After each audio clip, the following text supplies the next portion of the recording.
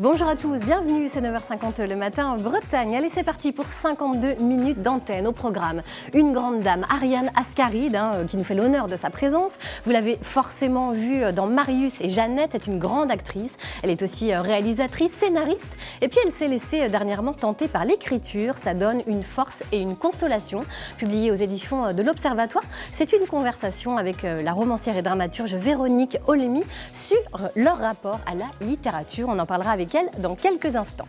Nous vous embarquerons également sur l'Aquarius avec de jeunes marins bretons qui se sont engagés aux côtés de SOS Méditerranée pour venir en aide aux migrants. À leur retour, ils ont raconté avec beaucoup de sensibilité cette expérience qui les a transformés. Au réalisateur Mathurin Péché, c'est un film à voir ce week-end dans le magazine Littoral et c'est le coup de cœur de cette semaine d'Adélaïde Castier. Nous parlerons aussi de vos droits en faisant un focus sur matin sur les arnaques aux placements financiers et notamment les escroqueries aux diamants d'investissement. Alors c'est ce qu'on verra avec maître Arnaud Delhommel. Et puis remontons le temps également avec Christelle Molina au cœur des archives de l'INA. Ce matin nous replongerons en 1967 et on verra comment on imagine Rennes en l'an 2000, une projection assez étonnante avec le recul, vous verrez ça. Enfin, avis aux citoyens que nous sommes, place à la philosophie dans le quotidien. Qu'est-ce que c'est le bonheur? Ce sera une des questions que nous poserons à Karl Brozek, professeur de philosophie. Sans oublier l'ami Billy, que l'on retrouvera à la SPA de Rennes. Voilà pour le programme. Je me tourne maintenant vers vous, ma chère Catherine. Bonjour. Bonjour Laurence. Quelle sera la météo d'aujourd'hui? Alors la météo sera telle que peut-être parfois, dans le 22 et dans le 35, on se demandera également c'est quoi le bonheur. Mais que les autres se rassurent par ailleurs, force et consolation seront trouvées entre deux nuages sous la présence de soleil et les températures restent au-dessus des normales saisonnières. Ah bon, alors voilà, toujours une bonne nouvelle, toujours une consolation finalement. Toujours. Et puis vous nous apporterez de la couleur et des petites fleurs. Restez avec nous, ma chère Catherine. Allez, autant de bonnes raisons de suivre cette émission. Vous pouvez poser vos questions et nous donner vos réactions sur la page Facebook de France 3 Bretagne où l'émission est diffusée en live. On se retrouve tout de suite, c'est 9h50 le matin. Bretagne, c'est parti.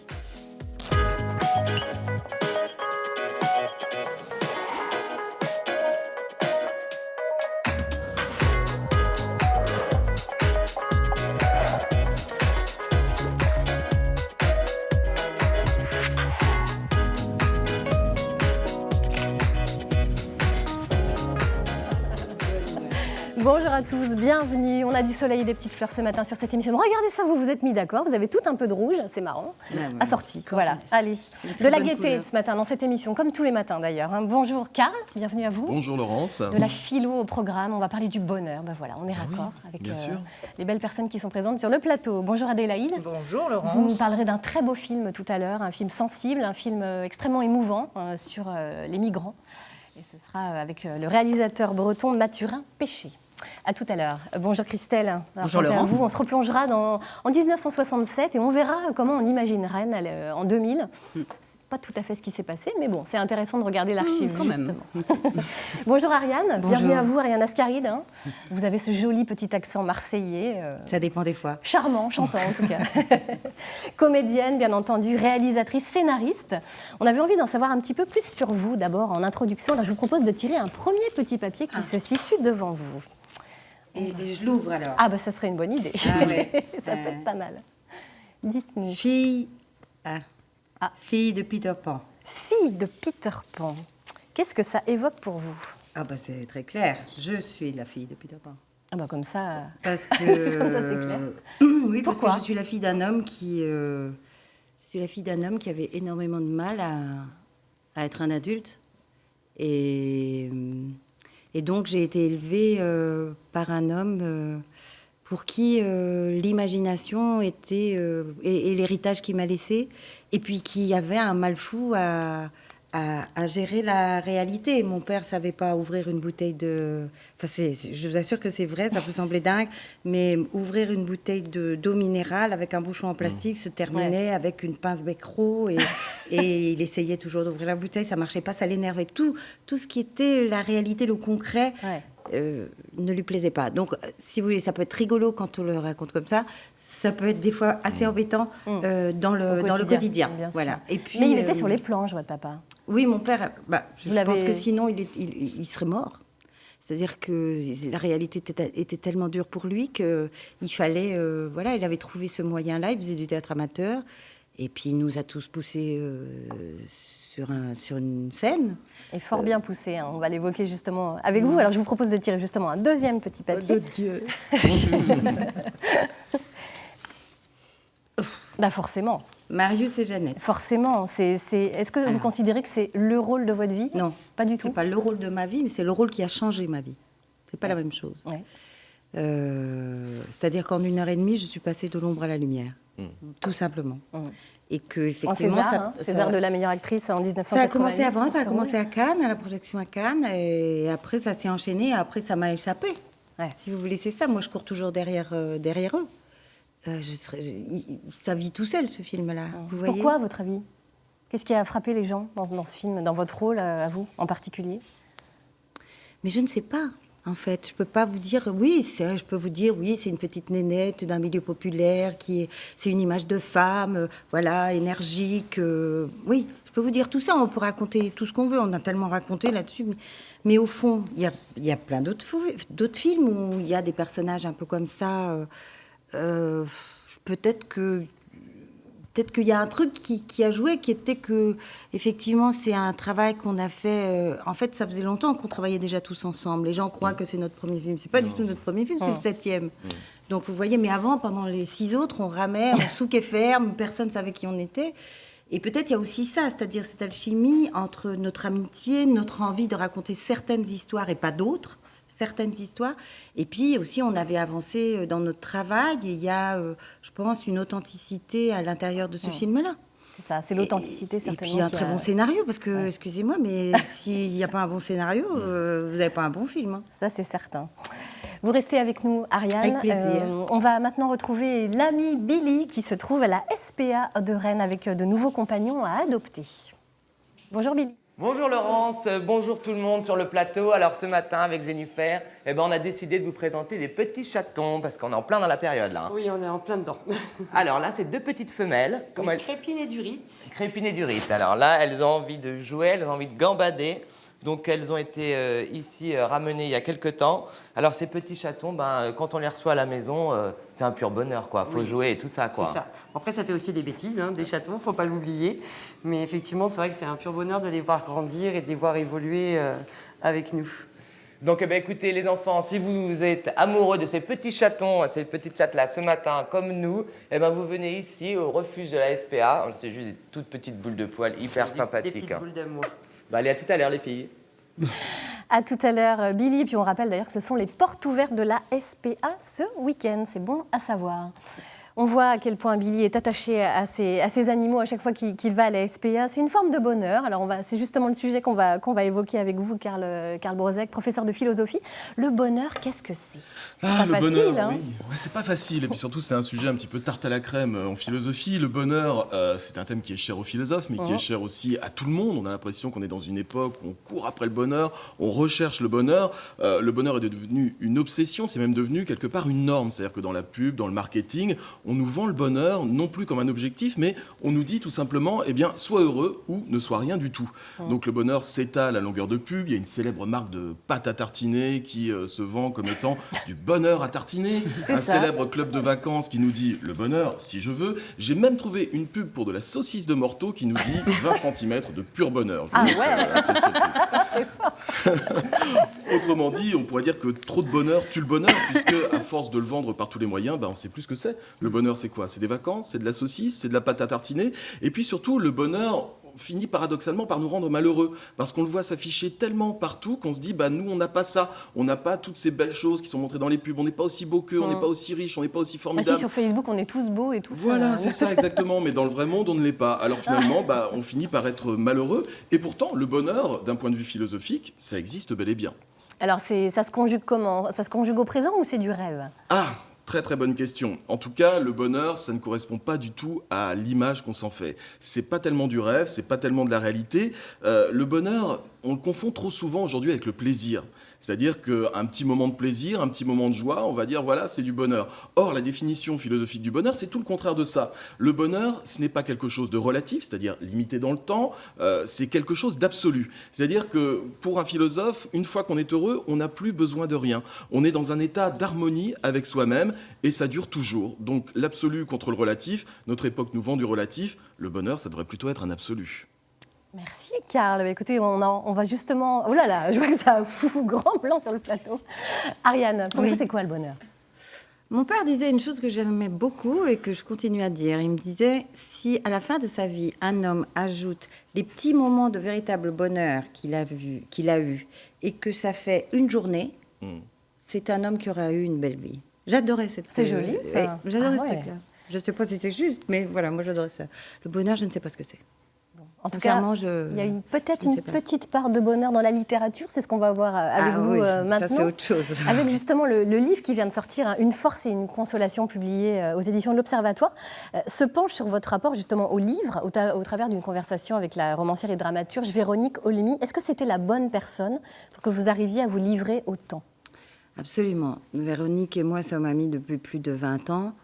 En fait, vous savez, c'est une rencontre presque amoureuse, quoi. C'est-à-dire, je pense que dans l'amitié, il y a des rencontres aussi fortes que des rencontres d'amour. Et puis voilà, je pense que c'est la seule personne à qui j'ai pu lâcher ce que j'ai lâché. Sinon, je l'aurais pas dit. Alors c'est une conversation extrêmement intime, hein. Nous, lecteurs, on a l'impression d'être la petite souris qui assiste à votre conversation. Oui, c'est justement. même bizarre des fois. Je me dis, mais pourquoi je l'ai dit?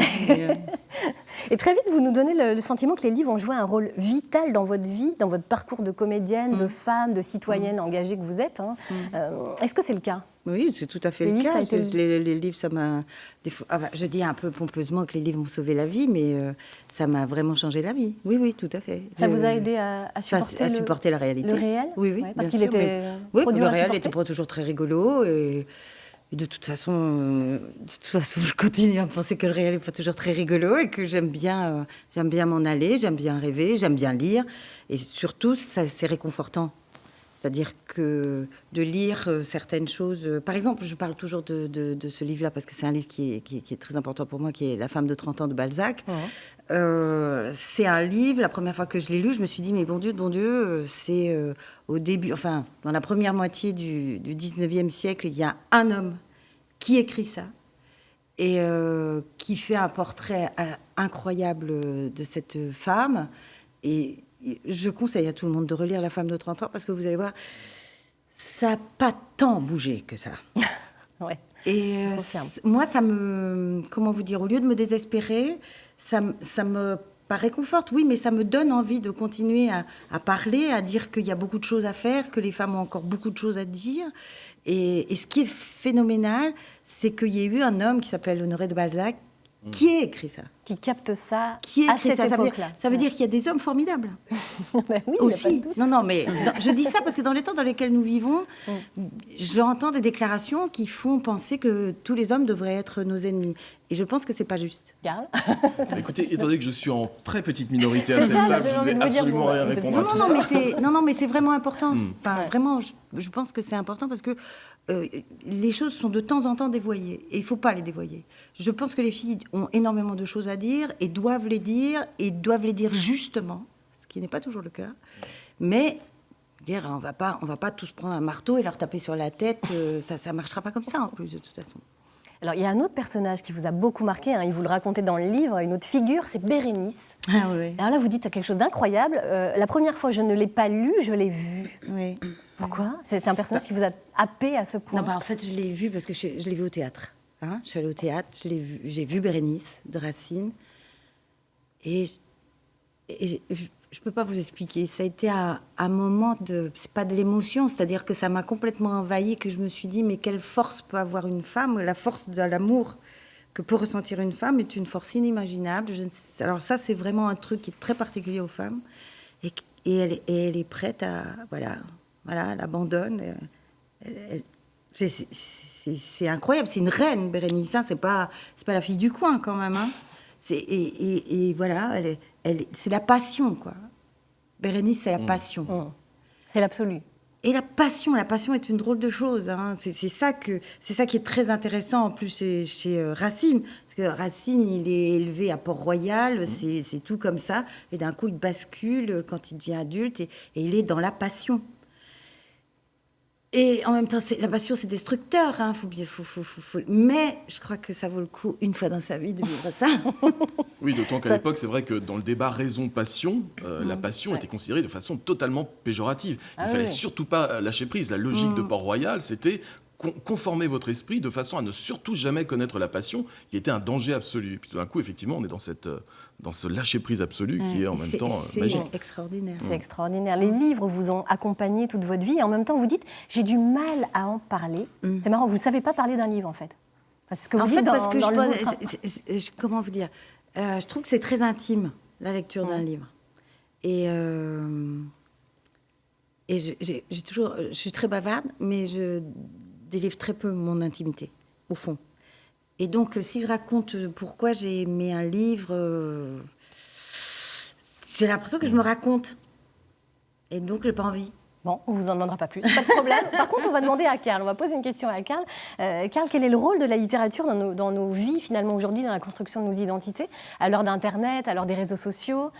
Est-ce que ça a changé des choses, justement? La littérature a toujours effectivement changé les choses. On se souvient notamment d'un personnage, j'avais évoqué votre papa, qui s'évadait vers l'imaginaire plutôt que le réel. En ce moment, il y a un film qui vient de sortir, L'homme qui tuait Don Quichotte, qui rappelle cette grande figure de la littérature. Don Quichotte, c'est exactement cette idée-là. C'est-à-dire cet homme qui vit une vie normale et puis qui, tout d'un coup, en lisant des romans de chevalerie, veut restaurer la chevalerie à l'âge moderne. Pour le monde extérieur, il est simplement ridicule. Il attaque des moulins à vent, il se balade avec son cheval, tout le monde se dit... Mais lui est profondément heureux. C'est-à-dire qu'il arrive à se construire une identité qui lui correspond tout à fait et finalement, il agit un petit peu contre le monde. Ça, c'est le premier aspect, effectivement, de la littérature. Puis je voulais revenir aussi en philosophie sur cet aspect-là, c'est-à-dire que le livre d'Ariane et de Véronique Olmy s'appelle « Une force et une consolation ». La consolation, c'est un genre qui existe depuis très longtemps en philosophie, notamment Sénèque, qui était un philosophe stoïcien, avait écrit plusieurs consolations.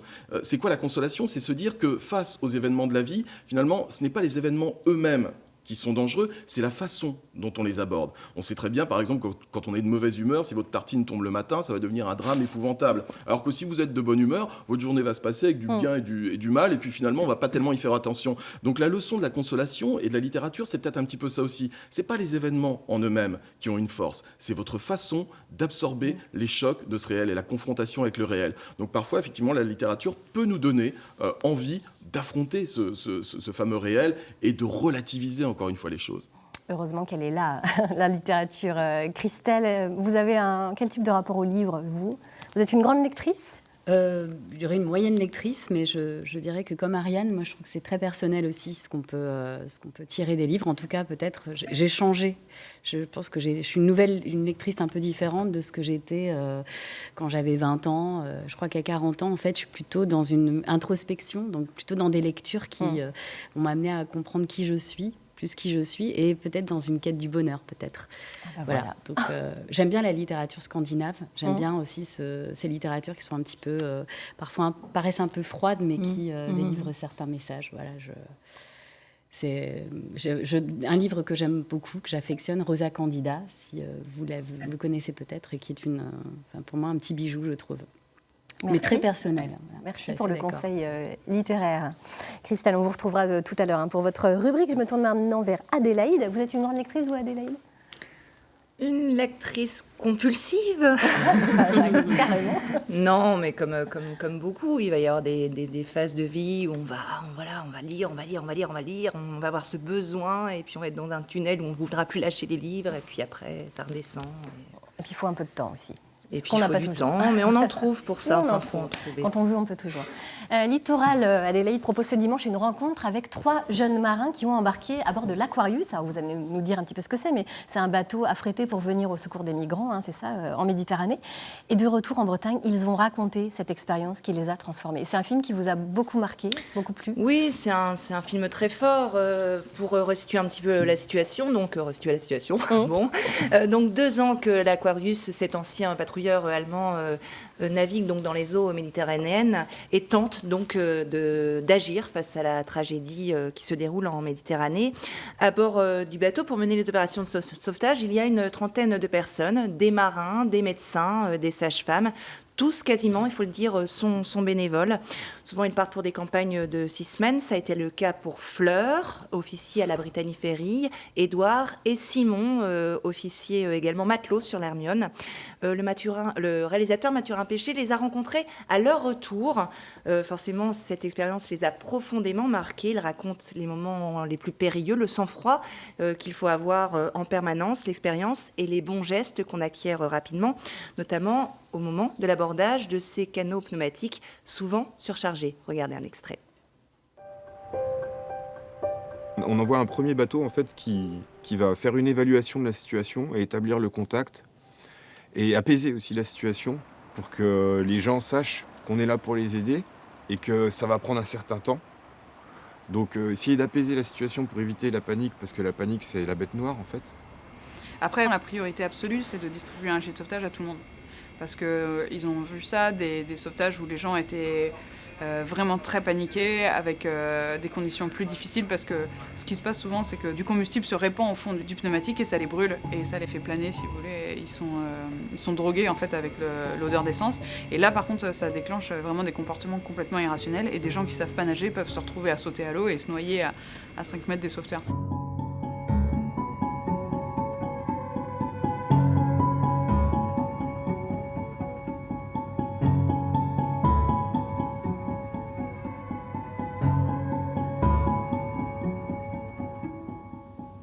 Effectivement, des images extrêmement fortes. Hein. Ouais, des images, des photos très très fortes auxquelles on ne peut pas s'habituer évidemment. Et c'est justement cela qui souvent motive les sauveteurs à embarquer à bord de l'Aquarius. Cette réaction, on veut agir, on veut faire quelque chose. Mais derrière ça, il y a aussi le retour à gérer derrière, parce que quand on fait face à ce type de situation, c'est pas simple. C'est justement tout l'objet du film de Mathurin Péché. Comment on gère l'après, le retour, qu'est-ce qu'on retire de cette expérience? Je propose de regarder un autre extrait, justement. Mettre les mots et trouver à qui les dire. Pas facile, car tout le monde n'a pas envie d'entendre ces récits de sauvetage extrême.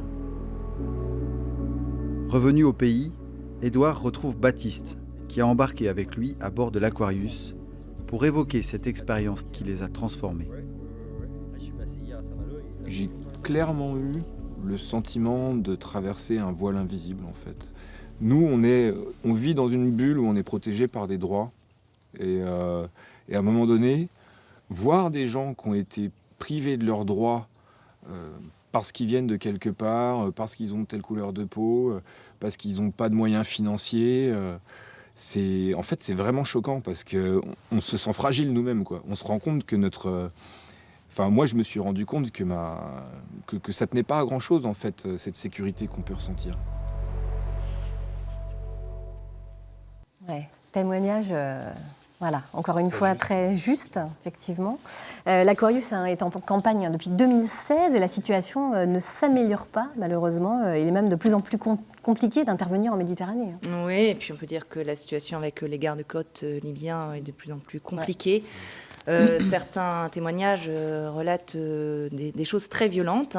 L'Aquarius a des fois été empêché de sauver des migrants. Et puis également, on soupçonne à certains moments des noyades provoquées même par les gardes-côtes libyens, donc c'est particulièrement compliqué. Il y avait un témoignage qui avait été livré là récemment à SOS Méditerranée en décembre dernier, un migrant qui disait qu'il préférait même sauter à l'eau plutôt qu'être récupéré par les gardes-côtes libyens. Ouais.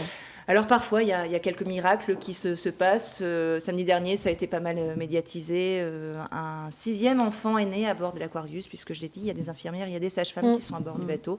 Un enfant qui donc a été baptisé Miracle par sa maman. Voilà, il faut s'accrocher à des choses comme ça, mais c'est évidemment un sujet très sensible.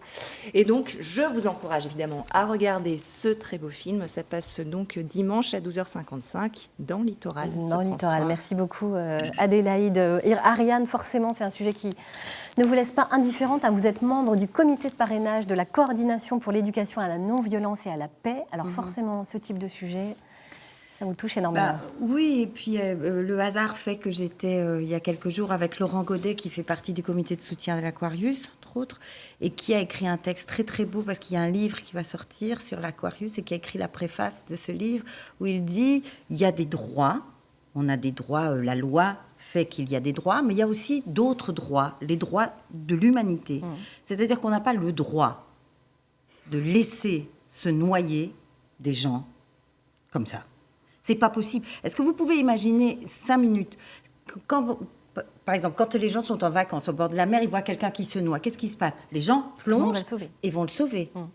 Alors pourquoi, là, il y a un bateau qui est obligé d'aller, et d'ailleurs, ce bateau ne survit que par des dons. Hein. C'est comme ça que ça marche, l'Aquarius, hein, qui est obligé d'aller chercher des gens. Et ce qu'il y a, c'est que si vous voulez, en dehors de ça, qui est vraiment une action absolument formidable et qu'il faut soutenir vraiment, moi, j'ai juste envie de faire appel aux instances étatiques et européennes quand les gens arrivent à Lampedusa. Pourquoi en Italie, aujourd'hui, il y a de tels mouvements et des choses comme ça? C'est parce que l'Europe n'a pas aidé l'Italie. Et que d'un coup, il y a un flot migratoire qui arrive et que il faut apprendre à accueillir ces gens, il faut réfléchir. Et on a laissé l'Italie se débrouiller toute seule, si vous voulez. Mais pensez à ça. Est-ce que vous pouvez regarder des gens se noyer comme ça? Est-ce que vous pouvez le faire? La réponse est sans appel. La réponse est à chacun? Oui. Voilà. Ariane Ascaride, vous restez avec nous, hein, femme de cœur, femme engagée. Nous sommes à la moitié de cette émission et je vais tout de suite rejoindre notre chère Catherine qui va nous faire un premier débriefing. Qu'est-ce qui vous a marqué jusqu'ici, Catherine, dans cette émission? Oui, ça va être dur de ne pas passer à côté de l'émotion aussi qui se dégage du plateau. Mais je vais vous parler aussi d'un sujet important. C'est un petit focus sur le prénom du petit chat, puisque heureusement il y a des petits chats dans ce monde. Et c'est important d'en parler également, et qu'on se souvienne uniquement des petits chats. Les petits chats mignons, Crépine. Oui. C'est quoi ce petit prénom? D'où ça vient? Est-ce une hommage au bilic? Non, à mon avis. Crépine est venue au monde avec son frère et sa sœur, mousse de foie et riz de veau. Et peut-être la personne qui l'a nommée pensait déjà à la manière dont il ou elle allait l'assaisonner. On ne sait pas. Je vais demander à Billy d'enquêter. Le monde est cruel, ma chère Catherine. Il n'y a plus de doute maintenant. Heureusement, les petits chats sont là. Heureusement. Allez, vous restez avec nous. Dans quelques instants, vous retrouverez la rubrique juridique de cette émission en compagnie de Maître Delhommel. Et puis notre coup d'œil dans le rétro nous ramènera donc en l'an 2000 avec une archive de 1967 commentée par Christelle Molina, déléguée régionale d'INA Atlantique. On va quand même vous évoquer les titres qui seront présentés dans le journal de Valérie Chopin ce midi. On parlera du premier campus sans tabac en France et c'est à Rennes, figurez-vous. Bien oui, voilà, c'est dans le cadre de la journée mondiale sans tabac aujourd'hui. C'était l'occasion donc de faire un focus sur ce campus. Et puis on parlera également de la Coupe du Monde de football féminin à la recherche de bénévoles. Quelques matchs se disputeront à Rennes. Allez, on va retrouver Billy. Je ne sais pas s'il est à côté des petits chats cette fois, mais on va voir où il en est. Bonjour Billy, à nouveau. Alors nous sommes de retour après vous avoir présenté les petits chatons avec cette petite mémère qui s'appelle Briska. Alors là, c'est une petite vieille petite chienne. Oui, c'est vraiment notre petite mamie. Elle est arrivée en très mauvais état. Elle était très maigre, elle avait des tumeurs. Donc là, elle commence à reprendre du poil de la bête. Elle a été opérée de ces tumeurs parce que du coup, il n'y avait pas de métastases et c'était opérable. Ah, donc c'est cool. Donc voilà, Mimi, elle a plus de maladie, là, tout va bien. Là, tout va bien. Elle reprend du poil de la bête. Il ne manque plus qu'une famille, en fait. Elle s'appelle, comment j'ai dit, Briska déjà, oui. c'est ça. Et elle a quel âge? Voilà, à peu près 12-13 ans. D'accord, donc là il faut juste une famille pour finir les vieux jours de cette demoiselle qui peut être en appartement, en maison. En maison comme en appartement. En appartement, on évitera s'il n'y a pas d'ascenseur par contre, parce que bon voilà, monter 3 étages tous les jours, je pense pas que ce soit idéal pour elle. D'accord. Bon après, voilà, c'est vraiment une chienne qui prend pas de place, qui est très discrète. Alors elle est très sociable avec ses congénères, par contre quand elle est dans son panier, elle aime bien être tranquille aussi. Voilà, c'est ça. Là, on la laisse tranquille au panier ou devant les programmes de France Télévisions. Eh bien Briska, regardez, elle est là, juste un amour de câlin. Allez, à tout à l'heure. À tout à l'heure, mon cher Billy. Maître Arnaud Delhommel nous a rejoint sur ce plateau. Bonjour, maître. Bonjour, Laurence. Avec vous, on va évoquer un sujet extrêmement pratique. On va parler des arnaques au placement financier. Alors, comment se manifeste une arnaque de ce type? Expliquez-nous un petit peu. Alors, on a constaté ces derniers mois et même ces dernières années, effectivement, le développement de ce type d'arnaque, essentiellement en France, sur notre territoire. Ça se manifeste de deux façons. Soit les gens sont démarchés par téléphone, c'est la manifestation un peu à l'ancienne. Ça, on l'a tous eu, hein, le petit côté, soit aussi, je pense que vous l'avez eu aussi, dans votre boîte mail, vous recevez des spams ou vous recevez des mails qui vous promettent des investissements qui vont vous rendre très riche. Et donc, de clic en clic, vous vous retrouvez à investir 20, 30, 50, 100 000 euros, parfois 1 million d'euros. Par consommateur victime. Alors, il faut déjà les avoir, hein, parce que là, j'ai envie de vous dire en même temps, voilà. Je pense qu'ils Et donc, vous vous retrouvez effectivement à investir. On vous fait miroiter le fait d'acheter du diamant. Hein, ça brille, donc ça surtout des intéresse. diamants. Et puis après, on vous dit que ces diamants vont être... Moi, on m'a jamais proposé d'investir dans des diamants, personnellement. Alors, malheureusement, ce qui est encore plus grave, c'est qu'on se rend compte que dans certaines procédures pénales, on se rend compte après des choses, c'est que les gens ont été ciblés. En fonction de leur patrimoine, en fonction de leur catégorie socio-professionnelle, en fonction de leur âge. Ouais. On a tendance à cibler aussi les personnes âgées, ce qui rend la chose encore plus agréable, bien sûr. Ouais. Mais donc voilà, vous allez investir effectivement dans des diamants, plusieurs dizaines de milliers d'euros en général. On vous explique que ces diamants vont être conservés dans des coffres forts, à la Brinks par exemple, en Angleterre, en France, et que dans 5-10 ans, vous revendrez ça avec une plus-value intéressante. Bien évidemment, tel n'est pas le cas. Et on découvre le poteau rose un peu tard, souvent. Alors, quid des réflexes à avoir, justement, si l'on souhaite investir, mais là, cette fois-ci, de manière sérieuse, entre guillemets, faire un vrai placement financier? Alors, tout d'abord, sur le plan de l'investissement au diamant, l'AMF, l'autorité des marchés financiers, a dit il y a quelques semaines, et je trouve ça très bien, qu'aucun des sites Internet qui proposaient de l'investissement de diamants en France n'était légal. Voilà. D'accord. Donc ça, c'est une première chose. Aujourd'hui, à l'heure actuelle, en 2018, on ne peut pas investir légalement dans ce type de produit sur les plateformes qui existent et qui sont à notre disposition.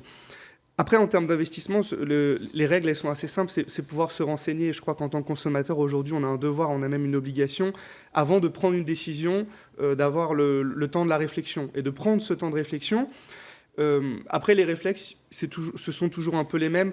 Lorsque vous avez des placements financiers qui vous sont proposés, ils doivent faire l'objet d'une couverture d'assurance. Donc vérifier tout ça, Donc vérifier qu'il y a bien une assurance, qu'elle existe. La contacter, c'est aussi valable pour les garanties bancaires qui vous sont données. On a découvert que certaines sociétés de diamants proposaient et avaient mis en place des faux documents de garantie bancaire, de banques qui existent, mais dont la garantie, elle, n'existe pas.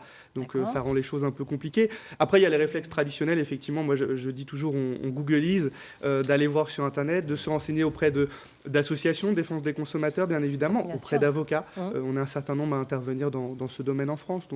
Est-ce qu'il faut contacter l'AMF, l'autorité des marchés financiers? On peut.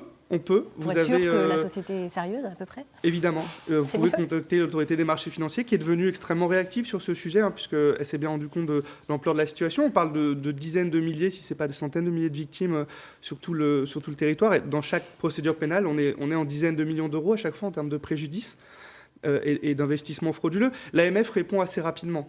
On peut adresser un mail à l'AMF et on aura un retour rapide, on se pose des questions. C'est assez efficace, effectivement. Alors, quelle attitude avoir si on s'est fait arnaquer? Quelles sont les choses à faire? Alors, moi, je donne un conseil très précis, c'est de ne pas rester seul. De se défendre, et c'est ce qu'on fait nous au cabinet, on n'est pas tout seul encore une fois, mais se regrouper autour d'associations de défense des consommateurs. Moi sur ce type de dossier, je travaille avec l'association ADC Lorraine, pour ne pas la citer, qui s'est un peu spécialisée dans ce type de contentieux. Ne pas rester seul, contacter des cabinets d'avocats, plusieurs cabinets sur Paris, sur Marseille, sur Rennes, qui travaillent dans ce type de contentieux. Et puis après, effectivement, soit se constituer partie civile, vous avez des procédures d'information judiciaire qui sont ouvertes, là encore, à Paris, à Lyon, à Nancy, soit déposer plainte directement entre les mains du procureur de la République. On centralise les plaintes, on essaie de faire ça à Paris essentiellement, puisque c'est là où les décisions se prennent.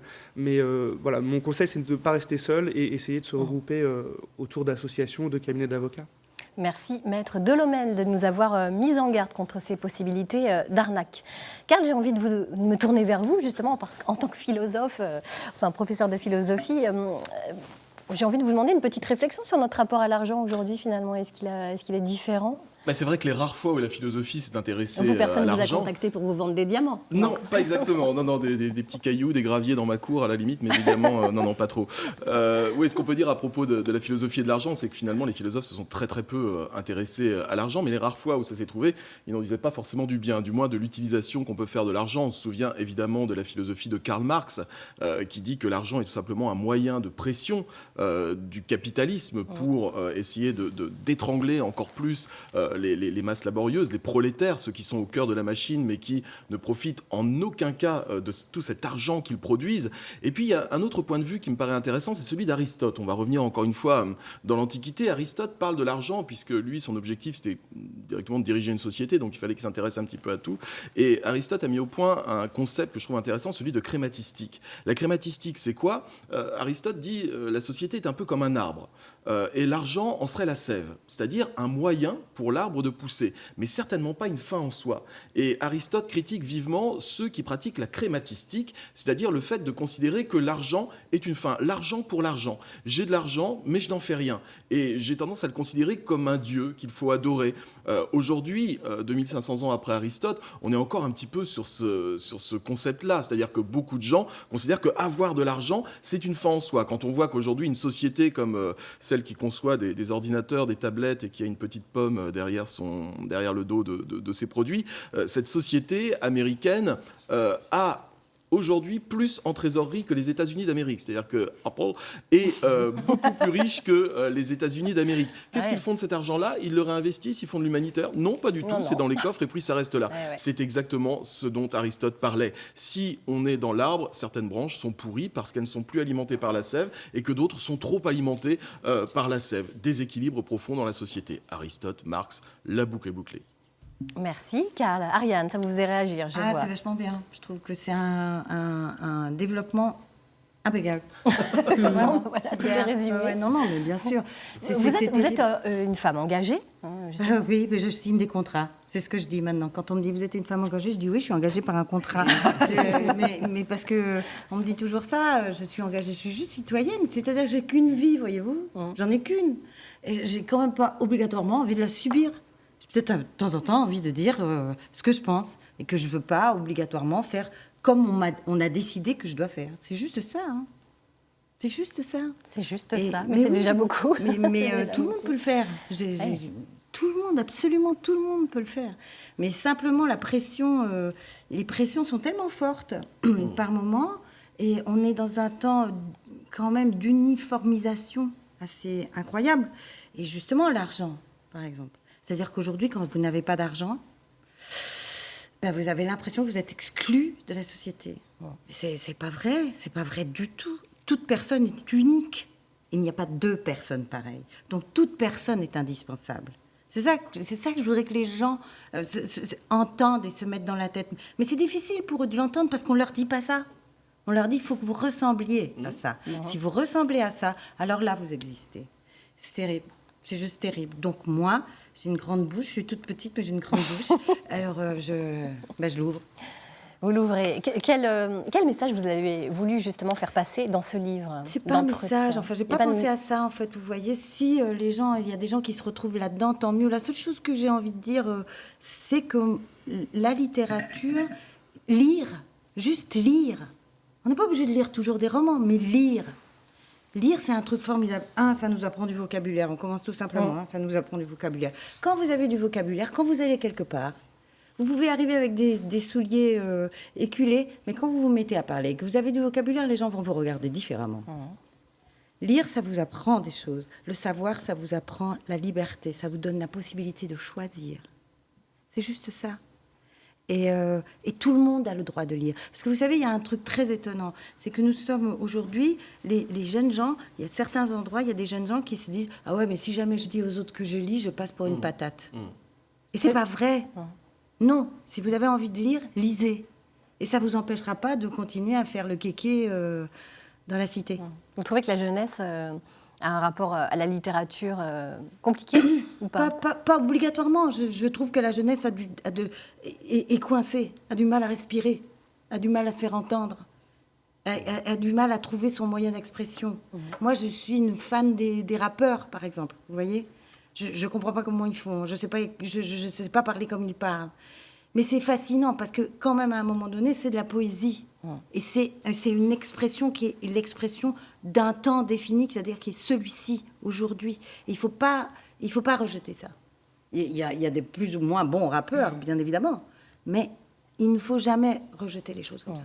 Karl, vous êtes face à des jeunes tous les jours, en classe évidemment. Vous trouvez que le rapport des jeunes à la littérature est différent Oui, absolument. J'ai même une anecdote très précise là-dessus. Ça m'est arrivé, moi, en cours, en tant que professeur de philosophie, de donner des textes à lire aux élèves, de donner à lire à voix haute. Et j'ai parfois eu des élèves qui lisaient parfaitement bien, mais qui se forçaient à faire semblant de mal lire, de mal déchiffrer le texte pour avoir l'air cool. C'est-à-dire qu'après, quand je leur en parlais, ils me disaient « Ouais, mais si je lis trop bien, ça va faire l'intello de la classe et j'ai pas envie d'être l'intello de la classe. » Et avec ces gens-là, il faut discuter et leur dire que non, justement, comme vous le disiez, Ariane, le savoir est une arme. Le fait de pouvoir lire, de pouvoir s'exprimer librement est une arme. Et effectivement, les rappeurs, pour ça, ceux qu'on entend aujourd'hui, je pense à des gens comme L'Homme Pâle, par exemple, c'est forcément des jeunes gens qui ont lu énormément pour avoir tout ce vocabulaire. Alors tous les jeunes veulent faire du rap, mais personne ne veut lire, personne ne veut avoir la source, mais tout le monde veut délivrer le truc. Alors c'est pour ça que je me force à leur expliquer que non, c'est bien, c'est cool de lire, justement, c'est cool de pouvoir faire du rap et c'est cool de pouvoir prendre les choses à la source et de pouvoir jouer avec les mots en les prenant là où ils sont,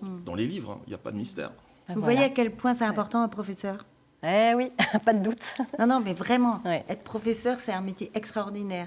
Et je défie qui que ce soit de me dire qu'il n'a pas le souvenir d'un de ses professeurs de sa scolarité. Mais ça, c'est certain. Donc, bichonnez-les, vos profs. Admiration totale. C'est le message qu'on va faire passer ce matin pour les pédagogues. Ouais. Christelle, vous avez eu des professeurs qui vous ont marqué, vous aussi, forcément. Oui, tout à fait. C'était le prof d'histoire ? Par exemple, Par exemple, prof d'histoire, mais une prof d'économie aussi qui m'a beaucoup marqué. Un prof de philo, mais un peu différemment. Dans l'autre sens. Voilà, dans l'autre sens, mais voilà. Non. Alors ce matin, vous nous avez choisi une archive, c'est pas facile à dire ça, ça devrait faire partie des exercices à tester avec vos élèves. Choisis une archive qui date de 1967. Et oui, j'affectionne beaucoup la période des années 60, c'est vrai. J'ai remarqué. Oui, souvent je prends ce type d'archives. Et oui, j'ai trouvé que le reportage de l'ERTF sur Rennes, on se projette dans les années 60, en l'an 2000, et quelle sera la ville de Rennes en l'an 2000, je trouvais ça intéressant d'avoir un peu ce regard et d'interroger. Et puis l'interrogation qui est faite aux Rennais à l'époque, qui pourrait tout à fait se faire dans les rues de Rennes aujourd'hui. On va regarder. Intéressante.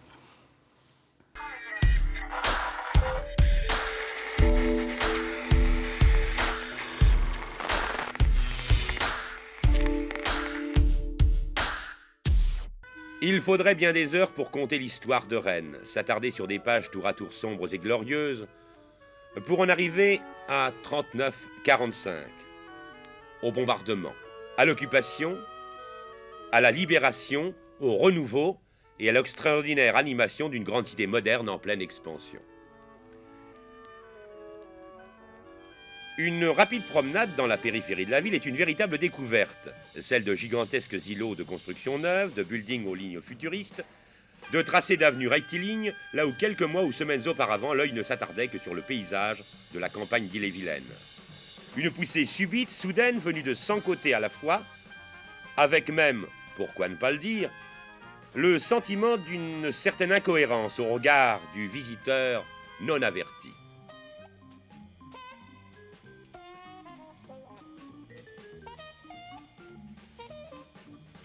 Ce n'est pas du tout incohérent, c'est le résultat d'un plan qui a mis plusieurs années à être élaboré et dont on ne voit pas encore toutes les conséquences.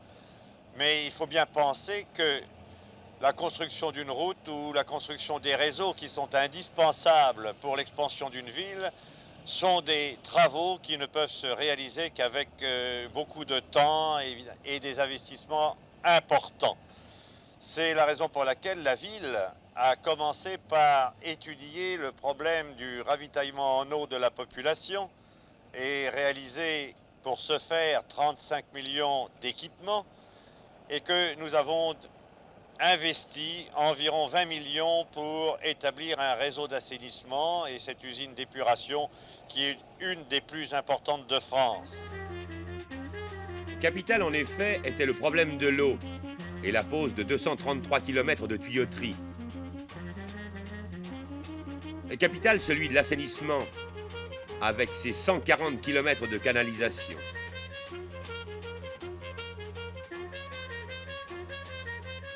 Capitale, celui des 38 km de rues nouvelles réalisées. Capitale, le problème des grandes voies de communication et des grands axes de dégagement sans lesquels nulle expansion d'une grande ville n'est possible.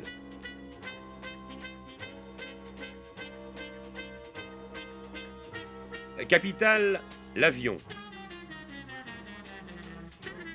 Les transports aériens et les aménagements qu'ils comportent, tout comme ceux des voies de chemin de fer. En un mot, toute une infrastructure indispensable, difficile à imaginer et que soupçonne à peine l'homme de la rue. Alors, que révèle ce reportage, Christelle ? Eh ben, on est en 1967. Alors déjà sur le style un peu de l'archive, on est dans ces années 60 où on prend le temps de raconter un peu la société française et donc la société bretonne, et c'est la société des années 60. On est après la reconstruction, ça y est, c'est terminé, après-guerre, donc on est dans une période des 30 glorieuses où voilà, on est dans une période d'expansion économique.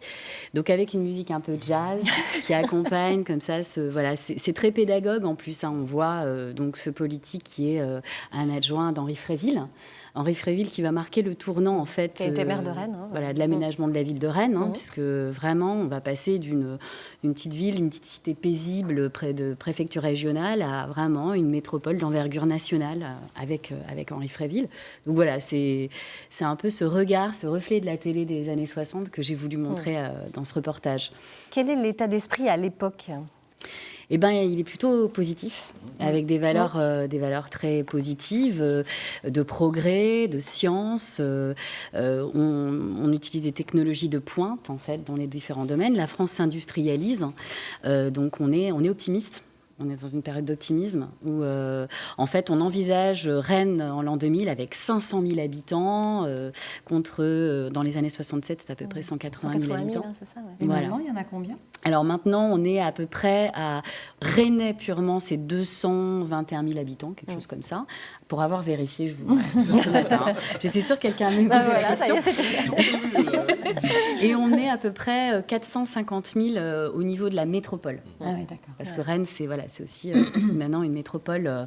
Depuis 1975, c'est une métropole d'équilibre, on appelait ça. D'équilibre, oui. Alors, on voit qu'en 67, on imagine la ville comme une espèce de mégalopole. Enfin, mégalopole, c'est beaucoup dire, mais on imagine une croissance bien supérieure à celle qui a finalement eu lieu. Oui, c'est vrai. C'est vrai, mais malgré tout, tout ce qu'on voit dans le reportage s'est révélé vrai, puisqu'en fait, ça s'est construit au fur et à mesure. Et puis la ville, comme on le voit, les téléspectateurs, on leur demande, c'est un peu reportage, une prospective, de se projeter dans l'avenir. Et aujourd'hui, on est encore dans cette projection, parce que si on posait la question aux Rennais aujourd'hui, voilà, on arrive avec le métro, la ligne B du métro, on a le TGV 1h25 de Paris, et on se compare toujours aussi à Paris.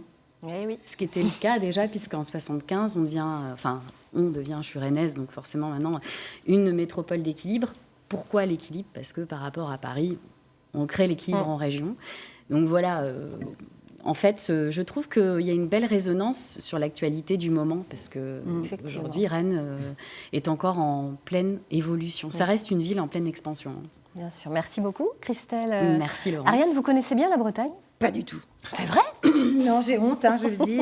Vous avez le droit de me taper sur la tête. Ah non, il va falloir revenir. Je pense que c'est surtout ça qu'on va parce vous dire. que j'aime beaucoup. Enfin, je suis venue plusieurs fois à Rennes, mais je viens toujours vite. C'est en ça TGV, qui m'embête. 1h25. Ouais, maintenant, c'est absolument génial. Bah oui. Et puis, je vais... je l'avoue, je vais à Quiberon une fois par an, tremper tel un spaghetti dans plein de bains. et j'adore aller à Quiberon. D'abord parce que je trouve cette presqu'île très belle et parce que là, à Thalasso, là-bas, les gens sont tellement gentils que c'en est incroyable. Et ça me fait toujours énormément de bien, en plus. Mais testez la plage aussi, la vraie plage. Et mais non, mais je me promène. Je me promène, attention, je me promène. Après les soins, je vais me balader, je fais des grandes balades. Et puis, la Bretagne, c'est quand même le pays des légendes. Ah, ça. Vous voyez ? Vous reviendrez pour ça ? Oui, mais ça, j'ai ça, vous voyez, Chrétien de Troyes, tout ça, la table ronde, les chevaliers de la table ronde, Merlin et tout. Pour moi, c'est génial, c'est juste génial. Voilà. On est bien d'accord. Nous aussi, on adore les légendes ici, mais vous reviendrez spécialement pour nous parler des légendes. Tiens, bien, avec plaisir. L'invitation est lancée. Il faut revenir plus souvent en Bretagne. Merci beaucoup. On va tout de suite rejoindre, si vous voulez bien, Billy avec un nouvel animal à adopter. Un dragon, non, Squeezie? Ah ben, on va voir. Alors pour terminer cette matinée, ce matin avec Jennifer, on a décidé de vous présenter des petits chatons. Alors vous en recevez beaucoup des petits chatons ici. Ah oui, en ce moment c'est la période des chatons, oui, malheureusement. Alors lui, il s'appelle comment ce petit bonhomme? Alors lui, c'est Aragorn. Ouais. Il y a à peu près 3-4 mois. D'accord, 3-4 mois. C'est un petit chat vraiment mignon tout plein, qui J'ai envie de l'avoir dans les bras. Qui miaule beaucoup pour avoir plein de câlins. Bah ouais, c'est ça, parce que tout de suite, il arrêtait pas de faire le bazar, et là, il a complètement arrêté. Oh là là, il ronronne, c'est trop mignon. Alors, quand on reçoit comme ça un petit chat, il faut faire quoi dès le début? C'est-à-dire les adoptants. Ouais, quand on va l'avoir à la maison. Déjà, il faut beaucoup de présence quand même pour un petit chaton, parce que c'est vraiment une surveillance. C'est quand même beaucoup plus fragile qu'un chat adulte, donc il faut quand même bien les surveiller, surtout que le changement peut les perturber. Et puis après, c'est acheter des jouets, un arbre à chat, ne pas hésiter à jouer avec eux. Bon, c'est vrai que chez les chatons, on ne pourra jamais garantir le caractère qu'ils auront ah oui, mais il va se faire, quand ils seront adultes. Après, ils s'adaptent aussi très bien. Wow. Bon, vous voyez les filles, nous on a craqué pour ce petit chaton tout noir. Allez, à bientôt. À bientôt, Billy. Nous aussi, on a craqué, figurez-vous. Alors, on va se battre pour l'adopter, ce petit chat. Hein. Ah là là. Merci beaucoup à tous d'avoir été à nos côtés dans cette émission. On va la conclure avec Catherine. Oui. Voilà. Tentative d'Alexandrin pour Ariane Ascaride. Oh là, attention. C'est chaud. Il est des réalités que nous devons fuir et la Méditerranée a connu le pire. Ces eaux calmes trahissent l'histoire qui s'y tisse. Il est des bateaux pas plus grands que des livres, je suis fatiguée, je vais chialer. Des radeaux d'infortune vers l'espoir qui délivre, des espoirs de bonheur vers lequel on se hisse. Si on rêve de diamants, on aura des cailloux. Le bonheur se polit, se façonne, se construit. Il est là, regardez, il est un peu partout. On ne l'achète pas, il a trop de valeur pour avoir un prix. On le trouve parfois au milieu du malheur. Les enfants naissent bien au milieu de la mer. Merci Catherine, je pense que là, ça vaut ça au moins. C'est pas facile parce que les Alexandrins, ça remonte à loin. Alors, désolé Racine, pardon à vous, et puis vive les petits chats quand même. Heureusement qu'ils sont là parce que... Tant qu'il y aura des chatons. Oui, tant qu'il y aura des chatons. Merci beaucoup pour cette belle émission pleine d'émotions. Merci Ariane. C'est moi qui vous avoir apporté votre lumière ce matin sur ce plateau. Merci Christelle, merci Arnaud, merci Karl. On se retrouve quant à nous demain à 9h50. Je vous emmènerai sur la piste aux étoiles. On souhaite qu'elle brille d'ailleurs au sud de la Méditerranée et de tous ces bateaux avec tous ces migrants. Voilà, nous mettrons à l'honneur, nous, le festival Cirque ou Presque qui se déroulera ce week-end au Château des Pères à Piré-sur-Sèche en Ille-et-Vilaine. Belle journée à tous et puis surtout gardez la pêche et le sourire. Belle journée. À demain, 9h50.